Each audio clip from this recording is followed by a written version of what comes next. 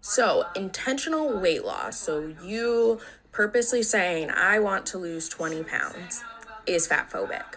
Why do you want to lose 20 pounds? Because my doctor says things to me like, if you don't lose weight, you'll die tomorrow, now. You may just fall right over. And I think, I don't want that to happen. Hello, everyone. Today we are talking about intentional weight loss and if it's fatphobic. And if it's fatphobic, is that a bad thing? Joining me today, I have DJ from DJ's Fitness. DJ, can you take a moment to introduce yourself to my audience, tell them who you are, what you do, and where they can find you? Sure, my name is Deontay, but my name on YouTube is DJ Fitness. I talk about health, physical health, and mental health, and I also explore rhetorics and just really weird statements that keep us fat. And that's just a little bit of what I do. Thanks, DJ. So before we get into the TikTok, DJ, can you give me your thoughts about intentional weight loss? Is it always a good thing, always a bad thing, a situation dependent thing? What are your thoughts about it?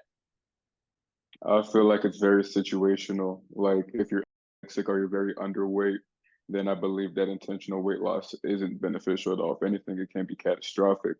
But in America and in more developing countries, obesity is becoming more of an epidemic. So I would say that generally weight loss is a good thing, but it's still very situational. Intentional weight loss is a good thing, but it's very situational. So, intentional weight loss, so you purposely saying, I want to lose 20 pounds, is fatphobic. Why do you want to lose 20 pounds? It's probably to fit into something smaller. It's probably so people treat you better. It's probably for all the reasons that fat folks are shamed simply for being fat. So at the beginning of that clip, she was speculating the reasons why a person would want to lose weight. And she's equating them all to being fat phobic, that someone probably wants to fit into something smaller, probably wants to be treated better.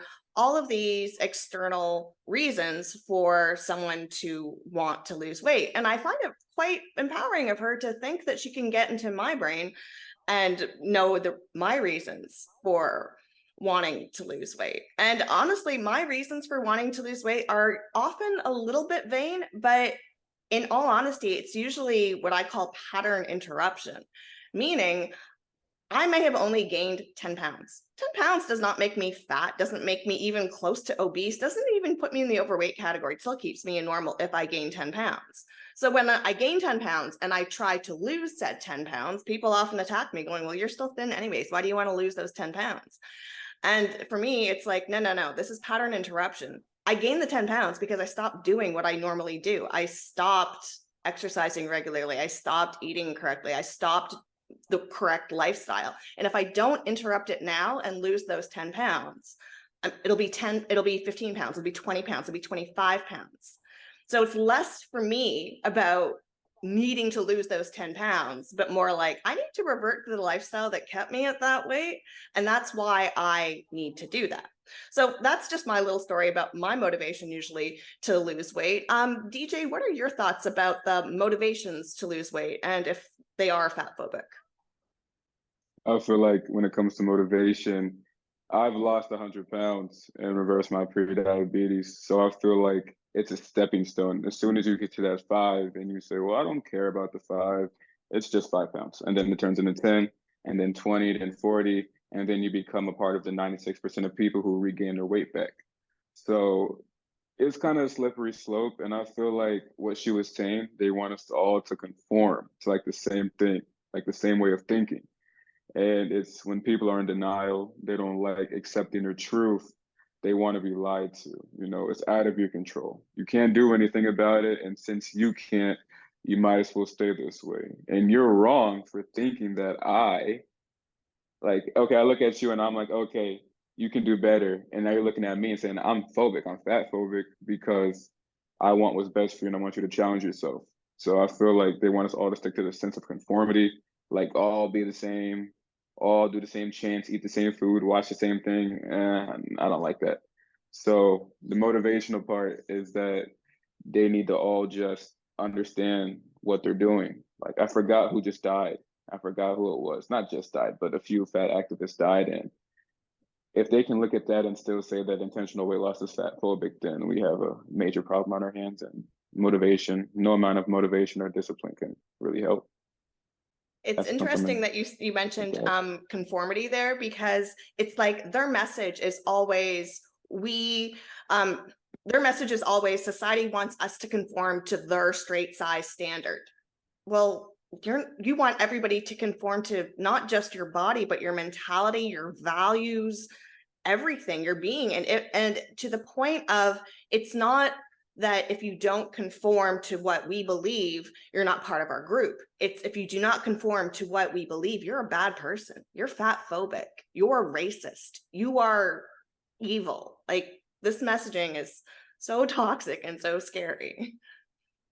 Yeah, I feel like when it comes to like just the way they think, it's more of like it's all deflection. That's how I see it. Losing weight is very hard mentally because you know your hunger hormone, you feel hungry, you think that you're hungry, or you think that you're sick because you're hungry, or you think you have a headache because you're hungry, and you just keep eating and eating, and it becomes this vicious cycle. And instead of trying to change the cycle, you want everybody to feel bad for you and to tell you that it's okay and all that other crap I don't care about. And then the double standards too. Like one thing, I don't know if you noticed, a lot of Lizzo's male dancers, they're huge. Like they're massive. Like I'm talking like steroids or like 10 years of training.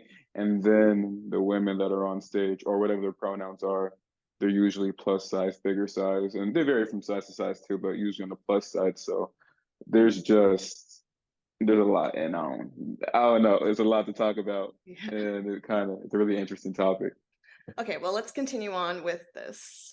So, by continuing to perpetuate that, right, seeking intentional weight loss, we are contributing to our fat phobic society. Okay, so she insists that by pursuing your own intentional weight loss perpetuates fat phobia. And you know what? I agree with her, but I don't think it's bad. Because showing and demonstrating to other people that I'm on a weight loss journey because I don't want to be fat does perpetuate fat phobia. Because if people ask, why are you doing it? Because I don't want to be fat. And it could be not because I don't like the look of fat. It could be because of health, because extra fat is the problem of my joints, because the extra fat is the problem with my organs, because the extra fat is causing my diabetes. So in a way, I do agree with her that it's fat phobic, but I think we all should be a little bit more fat phobic. I think we should all be a little bit more aware that the extra fat is actually causing us some harm. Your thoughts, DJ? Yeah, I really agree with you on like being actually having a little bit of fat phobic inside of you. Me, I'm kind of a pessimistic type of person, especially when it comes to like the fat phobic community. So when I hear somebody say, "Oh, we should all," it's fat phobic, and just any intentional weight loss period is fat phobic, my mind goes into what if we get invaded? Do we have an army full of hundreds of thousands of fat people that the uniforms don't fit on, that they can't hike, they can't go in trenches, they can't go and save us? It's a lot for that aspect. And being fat phobic, I don't really think is a bad thing either. You kind of have to be fat phobic because if we're all fat, we can't function as a society. Like, who is going to go out there and work? Who's going to go out there and be a laborer? You can't be a laborer if you're 500 pounds. You might pick something up and you might not get back up. So, definitely a little fat phobic. This is just a tiny bit though. Well, I wonder how things are going to go with these laws, like in New York, about equality, and you can't fire or terminate someone or not hire someone based on their weight anymore. I'm like, but what if they can't do the job? Like, how say if you were like on the 6th story of a burning building and that you saw a ladder and then you saw a very large firefighter about to climb up that ladder, how do you feel? Are they going to make it up? Like, Right. would that instill confidence in you? Like, as you said, there are certain jobs that, we can't have our society not be able to do them. And at the same time, like, we should not be encouraging everyone to have lethargic jobs, I guess. Like, Yeah. I feel like when it comes to being fat phobic, I just think about it like, do you want your neurosurgeon to be 300 pounds? Well, his weight has nothing to do with the ability of him being able to perform the surgery, which that's a very debatable topic. But do you want, I feel like when you're very large and you have an abundance of fat, it just oozes that I don't have, my relationship with food isn't proper. I lack discipline with food, and that's what I see. And if you can't control your discipline with food, how can I control you to be poking around inside of my brain trying to save me?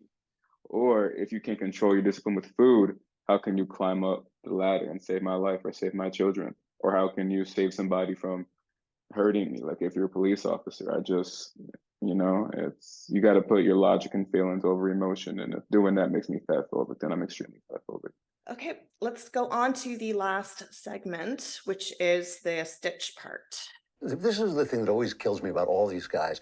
You know, I've reached an age in life where your body stops metabolizing because your body just says, well, I'll be dead soon. I'm tired of this stuff. You know, I'm not gonna do the work. So I'm constantly making sure that my weight is down. The reason I do this is because my doctor says things to me like, if you don't lose weight, you'll die tomorrow, now. You may just fall right over. And I think, I don't want that to happen.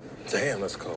So I know that was a comedic response to the TikTok, but damn it, it's honest. Like, we are doing these things so that we can live a long life. And why should we wait until we're really old to make those changes where we're at that point of, if you don't do this, you will die now? And why do these young fat activists want to wait to the last possible second to make a change when they can make a change now? Like, there's a huge difference in some weight loss. If you're 400 pounds, you don't need to achieve a perfect BMI. Maybe your perfect BMI is like 130 pounds. But if you go from 400 to 300, you vastly improved your quality of life. Yes, you're still obese, but you have vastly improved your quality of life. And I really wish that people would make changes, even if they're small changes, to get some progress. Now, DJ, you changed your life at a very, very young age. You didn't wait for it to be too late. So can you share with my audience a little bit about what pushed you to make that change? Was it the same as that elder gentleman saying, if you don't do this, you're going to die now? Or was it something else that motivated you? It was the old man. So I was pre-diabetic when I was 15, and I made the 100-pound transformation in a pre-diabetes reversal from 15 to 17, and I just turned 18 about 5 days ago. But I had a diabetes scare because my A1C was 6.4, and I had dark marks all around my neck. My knuckles were super dark, and then down my chest, down my abs, just huge signs of insulin resistance. And that's not the life I want to live. I work as a CNA because I want to be a nurse. And I've seen patients who have the driest skin or have double below the knee amputations and can't physically live without somebody else. And thankfully, I was born into a very, very good body, but a lot of children aren't. And I refuse to be my own detriment.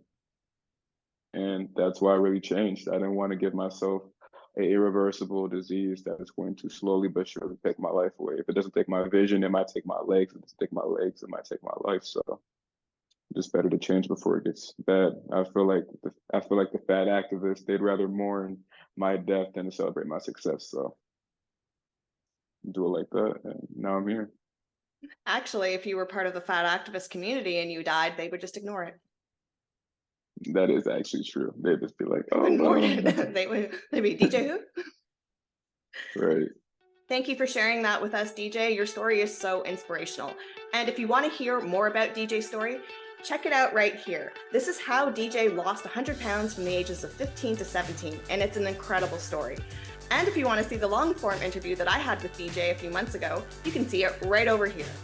So until next time, stay body positive, but also body on.